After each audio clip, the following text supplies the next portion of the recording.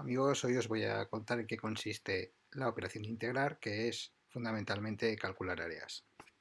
Voy a poner un ejemplo, ahí tenemos una gráfica,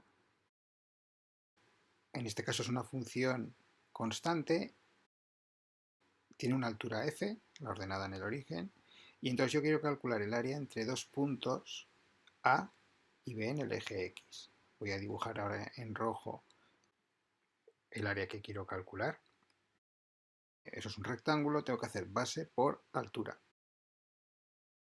La altura es, de acuerdo con mi dibujo ese de ahí, que estoy marcando, y se llama f. La altura la he llamado f y entonces la base es la distancia de AB, que lo voy a llamar variación de x. Esa es una nomenclatura muy usada en matemáticas y en física.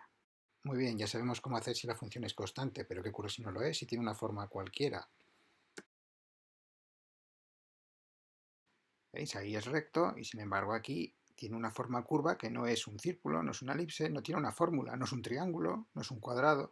Entonces, ¿cómo calculo ese área? Integrando, que no es otra cosa que dividir el área que quiero calcular en pequeños rectángulos. Así en la figura de la izquierda veis que he dividido el intervalo AB en dos rectángulos. Esos rectángulos, el área roja no suma el área que quiero calcular, pero empieza a parecerse. ¿Cuál es el truco?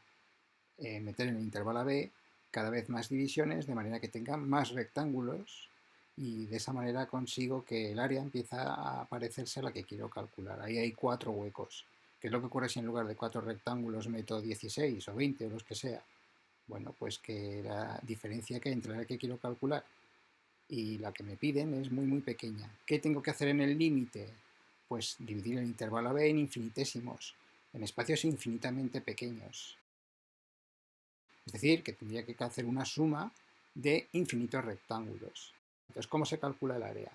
El área es igual a la integral. Si veis el símbolo de la integral, es una S, es S de suma, ¿vale? Entonces, para calcular el área tengo que hacer una suma de infinitos términos entre A y B, de infinitos rectángulos, cada uno de altura f de x, el valor de la función en determinados puntos, por su anchura, que es ahí todos, diferencial de x.